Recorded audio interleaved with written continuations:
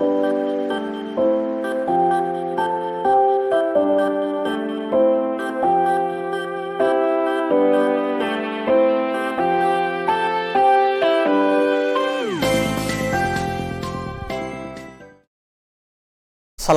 warahmatullahi wabarakatuh. Selamat pagi anak-anak semuanya. Apa kabarnya hari ini? Semoga kita dalam keadaan sehat dan tetap semangat. Kembali lagi dalam program pembelajaran jarak jauh Gugus 4 Kecamatan Lemah Hungkung bersama Bapak Muhammad Ferry Ferullah Fauzi di studio SDN Pegambiran 2. Nah, anak-anak, hari ini kita akan belajar tema 3, peduli terhadap makhluk hidup, dengan subtema 1, hewan dan tumbuhan sekitar rumahku. Nah, anak-anak, karena kita dalam keadaan pandemi COVID, Bapak terus mengingatkan agar kalian mematuhi protokol kesehatan ya, dengan menerapkan 5M. Yang pertama yaitu memakai masker ketika keluar rumah ya, dan pastikan memakai masker dengan benar ya. Maskernya harus menutup mulut dan hidung. Kemudian yang kedua, mencuci tangan. Ya, bisa kalian mencuci tangan menggunakan sabun dan air yang mengalir, bisa juga dengan menggunakan hand sanitizer. Yang ketiga, menjaga jarak ya. Menjaga jarak dengan teman-teman dengan jarak minimal 1 meter. Kemudian yang keempat, menjauhi kerumunan. Ya, kalau kalian menemukan kerumunan, lebih baik kalian jauhi. Kemudian, membatasi mobilitas. Jadi kita cukup diam di rumah ya, tidak keluar rumah. Ya, kalau kita ada keperluan yang sangat penting baru boleh keluar rumah. Oke. Nah, sebelum pembelajaran dimulai, anak-anak, ayo kita siapkan alat tulisnya terlebih dahulu. Yang pertama yaitu buku catatan. Sudah siap anak-anak? Iya. Yang kedua yaitu pulpen ya. Siapkan pulpen. Yuk. Kalau sudah. Nah, siapkan pensil dan penghapus. Sudah semuanya anak-anak? Nah, kalau sudah, mari kita berdoa ya, supaya kita diberikan kemudahan untuk menerima pembelajaran kali ini.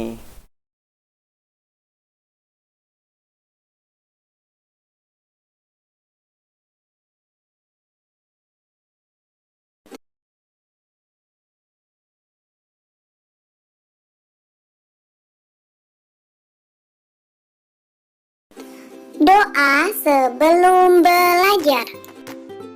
Raditu billahi robba wa bil islami dina wa bi muhammadin nabiyya wa rasula rabbi zidni ilma warzuqni fahma. Artinya, kami ridho Allah sebagai Tuhanku, Islam sebagai agamaku, dan Nabi Muhammad sebagai Nabi dan Rasul. Ya Allah, tambahkanlah kepadaku ilmu dan berikanlah aku pengertian yang baik. Amin. Ya, alhamdulillah ya anak-anak, kita sudah berdoa. Nah, kali ini kita belajar dengan tujuan yang pertama. Dengan mengamati gambar, siswa mampu membuat daftar pertanyaan untuk persiapan wawancara dengan tepat. Dua, dengan menjawab pertanyaan, siswa mampu mengidentifikasi masalah-masalah keseimbangan lingkungan dengan tepat. Nah, yang ketiga, dengan mengamati gambar, siswa mampu mengidentifikasi karakteristik dataran tinggi, dataran rendah, dan pantai, serta pemanfaatan sumber daya alamnya bagi kesejahteraan masyarakat dengan tepat. Yang keempat, dengan menjawab pertanyaan, siswa mampu mengidentifikasi hak dan kewajiban sebagai warga masyarakat dalam memanfaatkan tumbuhan dengan benar. Yang kelima, dengan mengamati video, siswa mampu menjelaskan teknik membuat kolase dengan benar. Nah, hewan dan tumbuhan sekitar rumahku. Kira-kira ada apa aja ya hewan dan tumbuhan sekitar rumahku? Bapak punya gambar tumbuhan. Nah, kira-kira tumbuhan apakah itu? Ya, betul anak-anak, ini adalah tumbuhan padi ya. Tumbuhan ini sering kita temui ya di lingkungan sekitar kita. Biasanya kalau kita main di lapangan, terus di sampingnya ada tumbuhan ini, yaitu tumbuhan padi. Nah, tumbuhan padi ini merupakan cikal bakal yang nantinya menjadi beras. Ya, beras itu ketika dimasak akan menjadi nasi. Nah, nasi itu makanan yang kita makan sehari-hari. Nah, lalu bagaimana proses dari padi menjadi beras? Itu prosesnya panjang ya anak-anak. Nah, mari kita lihat proses padi menjadi beras. Yang pertama, hari pertama, petani membajak sawah. Nah, coba dilihat di sana ada gambar kerbau. Ya, itu petani memanfaatkan kerbau untuk membajak sawah. Tetapi kalau sekarang petani pada saat ini lebih banyak menggunakan traktor, ya, karena lebih mudah dan lebih cepat untuk proses membajaknya. Kemudian setelah dibajak, nah hari ke-21 sampai 30, nah padi baru ditanam oleh petani. Tentunya petani menyiapkan terlebih dahulu benih-benih yang sudah disiapkan. Nah, baru ditanam. Setelah ditanam, tentu jangan lupa untuk disiram, dikasih pupuk supaya tanaman padi ini tumbuh dengan baik. Kemudian selanjutnya, coba lihat di sana ada gambar. Ini hari ke-100. Padi mulai berbiji ya, mulai berisi, mulai tumbuh. Nah, setelah padi mulai tumbuh, kita tunggu pada hari 100 ke 20. Nah, ketika padi mulai berubah warna, yang tadinya hijau menjadi kuning, nah itu baru boleh dipanen ya, sekitar 4 bulan. Berarti hari ke 120. Setelah itu, nah hari 122, nah padi diambil dari sawah, ya, dipindahkan ya dari tempat kita menanam ke tempat yang lain. Untuk apa? Nah ini ya, hari ke-130 untuk dijemur, ya, dijemur agar padi itu cepat kering. Kemudian setelah dijemur, padi baru digiling. Nah, digiling untuk memisahkan kulit padi dan isinya. Setelah itu baru biji padi siap menjadi beras, yaitu pada hari ke-132. Nah, setelah itu baru padi itu bisa kita beras itu bisa kita makan ya, dengan cara dimasak dulu tentunya. Oke. Nah, hal apa saja yang belum kamu ketahui tentang padi? Nah, tadi kan Bapak telah menjelaskan tentang proses dari padi menjadi beras. Nah, kira-kira apa yang kalian belum ketahui?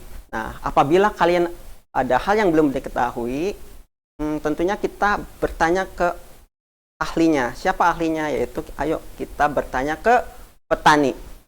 Nah, tentunya sebelum bertanya ke petani, kita harus menyiapkan daftar pertanyaan terlebih dahulu. Nah, ini coba lihat.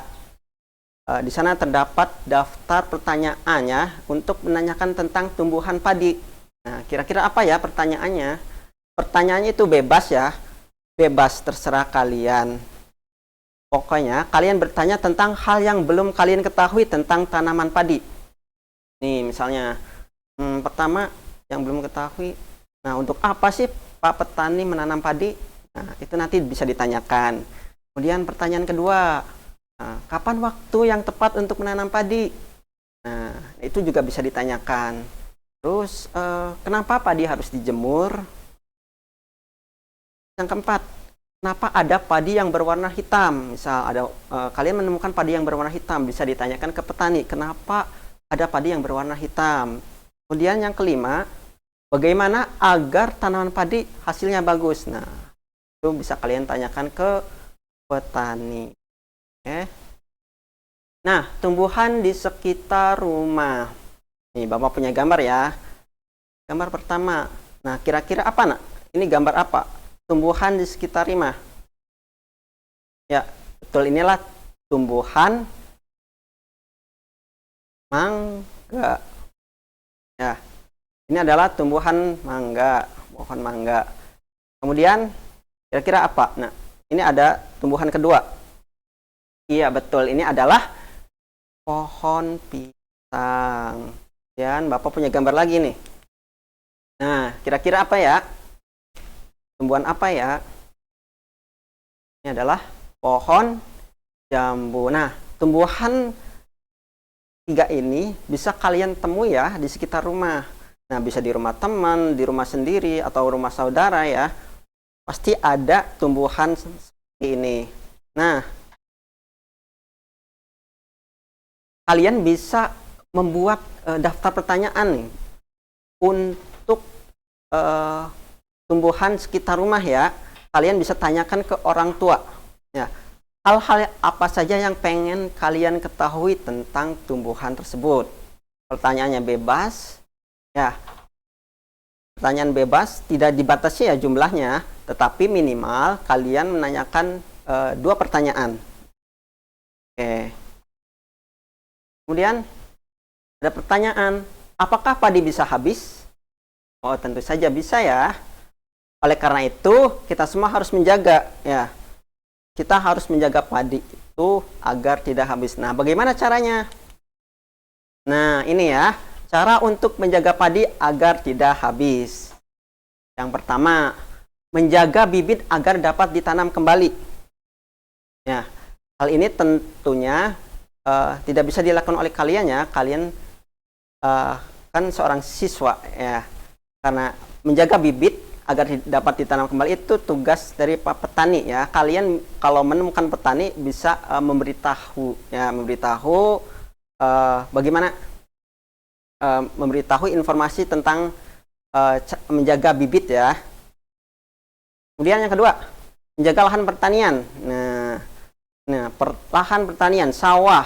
Nah, jangan disalahgunakan. Banyak nih sawah sekarang berubah menjadi bangunan. Ya, bangunan rumah, bangunan pabrik, bahkan ada yang menjadi lapangan. Ya.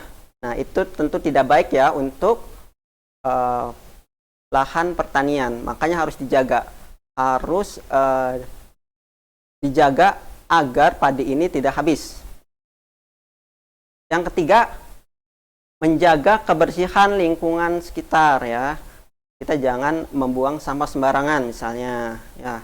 Dengan lingkungan bersih tentunya tidak ada hama ya, tidak ada hama, tidak ada penyakit yang dapat menyebabkan tanaman padi itu rusak. Yang keempat, saluran air dijaga agar tetap mengalir ya. Jangan kalian membuang sampah di aliran sungai ya. Tentu itu tidak baik, nanti bisa mengakibatkan banjir. Kalau banjir, maka padi ini tidak bisa dipanen oleh petani. Yang kelima, penggunaan beras yang tidak berlebihan. Nah, kalau di rumah, pastikan kalian kalau memakan nasi, itu secukupnya ya. Jangan ada nasi yang dibuang. Ya, paham ya anak-anak? Oke, kita lanjut. Nah, Bapak punya gambar nih. Nah, ini adalah daerah pantai. Nah, coba lihat di sana ada gambar kelapa. Ya, ada pohon kelapa. Terus di sana juga kalau dilihat ada perahu, ya. Dan di sana juga ada laut. Kira-kira apa sih itu daerah pantai? Nah, ayo kita cari tahu tentang daerah pantai. Oke, ciri-ciri daerah pantai. Apa sih itu daerah pantai? Nih ya. Daerah pantai itu daerah yang berbatasan dengan laut. Nah, setiap daerah yang berbatasan laut itu dinamakan pantai. Nah, biasanya tanahnya berpasir ya. Daerah dekat pantai itu tanahnya berpasir. Kemudian air tanahnya rasanya asin ya. Kalau kalian tinggal di daerah pantai dan menggunakan air tanah, biasanya kalau untuk diminum rasanya agak sedikit asin ya. Nah, itu ciri-ciri daerah pantai. Nah, sumber daya alam daerah pantai apa aja sih? Nah, di sini ada banyak hewan laut. Nah, seperti kepiting, ikan, udang, dan kerang. Kemudian ada juga tumbuhan bakau dan kelapa. Ya, tadi kan ada gambar ya, gambar pohon kelapa.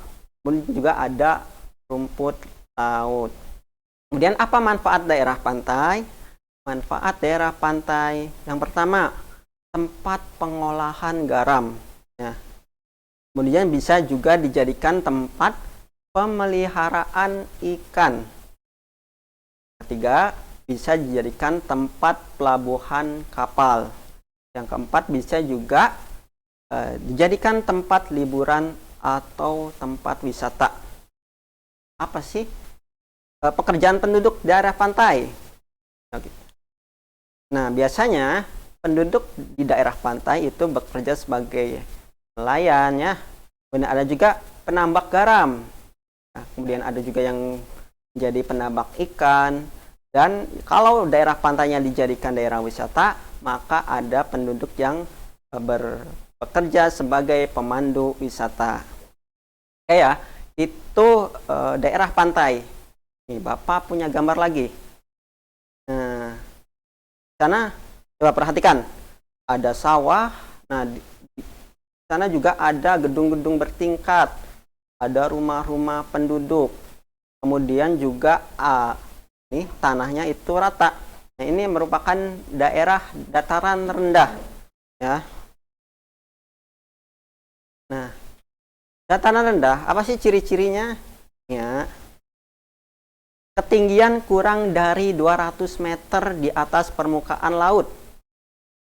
Kemudian banyak tanah yang datar ya, rata-rata tanahnya itu rata, datar.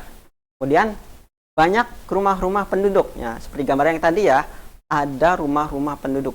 Nah, banyak sekali rumah-rumah penduduk. Kemudian sumber daya alam. Nah, hasil pertanian, ya, seperti padi, kemudian jagung, dan sebagainya. Kemudian juga ada tumbuhan tebu dan kelapa. Nah, itu ada juga di dataran rendah. Kemudian ada ladang buah dan sayuran. Dan juga di dataran rendah ada hasil peternakan seperti ayam, sapi, kambing, dan kerbau. Kemudian apa manfaat dataran rendah? Nah, biasanya dataran rendah itu dijadikan tempat perumahan penduduk. Nah, kemudian juga bisa dijadikan tempat pabrik.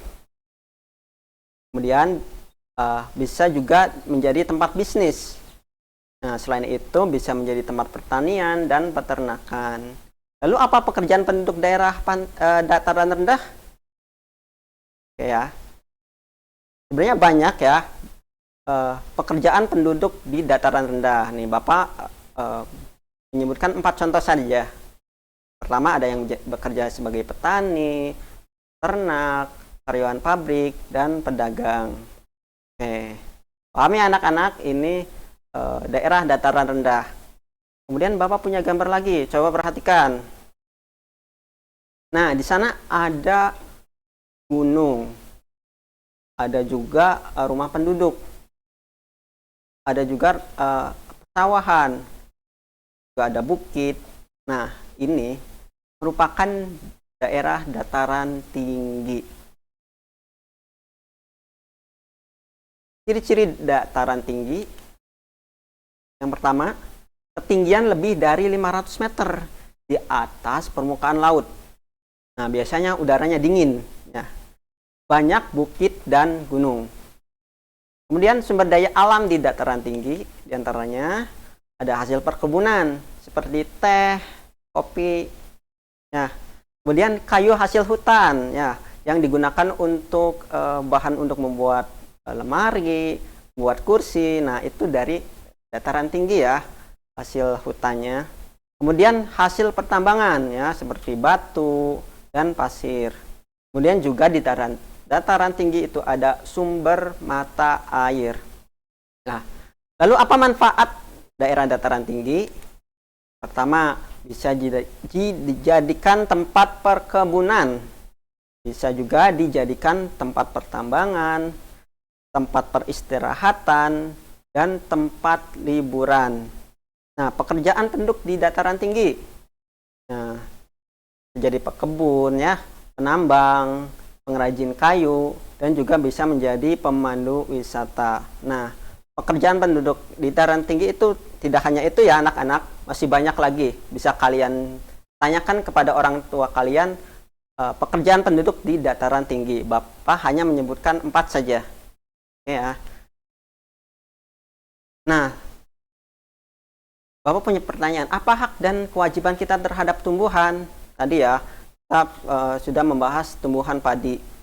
Lalu apa hak dan kewajiban kita terhadap tumbuhan padi tersebut? Nah, anak-anak pada pembelajaran lalu kalian telah belajar tentang hak dan kewajiban. Nah, tentunya kalian sudah mengerti apa itu hak dan apa itu kewajiban. Coba perhatikan gambar. Bapak punya 2 gambar nih. Nah, gambar A dan gambar B. Coba lihat. Sana ada gambar ya. Kemudian Bapak punya pertanyaan di bawahnya. Pertanyaan pertama, apa yang dilakukan orang pada gambar tersebut? Kira-kira apa ya, Nak? Gambar A dulu, apa ya? Iya, betul ya. Menebang pohon sembarangan. Terus gambar B, apa yang dilakukan orang pada gambar tersebut? Apa anak-anak kira-kira? Iya, betul ya. Menanam pohon. Kemudian, pertanyaan kedua, ini buat gambar A dulu. Apakah tindakan tersebut baik? Apakah itu baik anak-anak? Tentu ya, tidak baik. Kenapa? Mengapa? Karena akan merusak lingkungan. Kemudian coba gambar B. Apakah tindakan tersebut baik? Apakah tindakan menanam pohon itu baik? Kira-kira apa anak-anak? Ya betul ya. Menanam pohon itu merupakan kegiatan yang baik karena upaya menjaga lingkungan. Oke. Pertanyaan selanjutnya, untuk gambar A yang menebang pohon sembarangan, apakah perbuatan dalam gambar tersebut melanggar hak orang lain? Mengapa? Kira-kira apa jawabannya? Ya, ini ya, ya melanggar ya. Tentu ini perbuatan yang melanggar karena mengambil hak orang lain.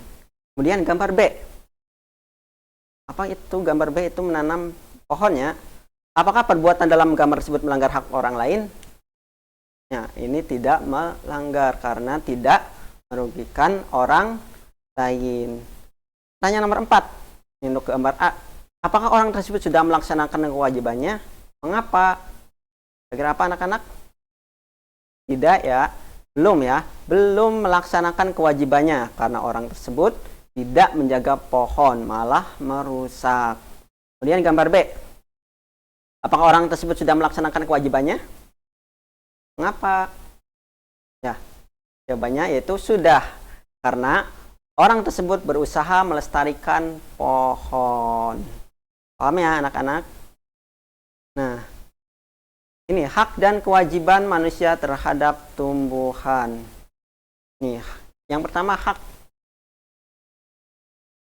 Hak itu sesuatu yang kita peroleh ya terhadap tumbuhan, yaitu menikmati udara segar ya. Kalau kita berada di dekat tumbuhan lagi banyak, itu bisa kita nikmati udara segar. Kemudian memanfaatkan hasil tumbuhan ya. Misal kita bisa memanfaatkan tumbuhan sebagai obat. Nah, kita juga sebagai untuk keperluan sehari-hari. Kemudian yang ketiga, memperoleh air bersih dan sehat yang telah disediakan oleh alam. Nah, tumbuhan ini bisa menyaring ya air kotor sehingga air tersebut akan menjadi bersih. Keempat, menikmati keindahan tanaman ya. Banyak tanaman-tanaman yang sangat bagus ya, yang bagus yang bisa kita nikmati. Kemudian yang kelima, bebas terhadap pencemaran lingkungan. Kemudian apa kewajibannya? Yang pertama, melindungi tumbuhan tersebut dari kepunahan. Nah, yang kedua, menjaga dan melestarikan tumbuhan tersebut agar tidak rusak. Tiga, menyirami tumbuhan agar tumbuh besar dan subur. Kemudian memberikan pupuk ya supaya tumbuh dengan baik. Dan yang kelima, melakukan reboisasi atau penanaman kembali hutan yang telah gundul. Oke. Nah, kita ayo sekarang berkreasi membuat kolase dari tumbuhan. Nah, sebelumnya anak-anak, apa itu kolase? Ada yang pernah tahu? Nah, bagi yang belum tahu, coba perhatikan gambar di samping. Itu merupakan hasil dari kolase ya, terbuat dari daun kering. Apa itu kolase? Kolase merupakan karya seni tempel pada permukaan gambar. Bagaimana tekniknya? Teknik yang digunakan untuk membuat kolase yaitu teknik menempel. Oke, Bapak punya video ya, cara membuat kolase ya. Ini terbuat dari daun kering.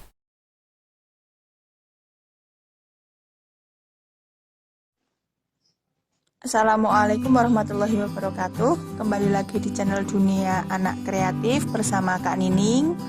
Untuk video kali ini kakak akan membuat kolase kelinci dari daun kering.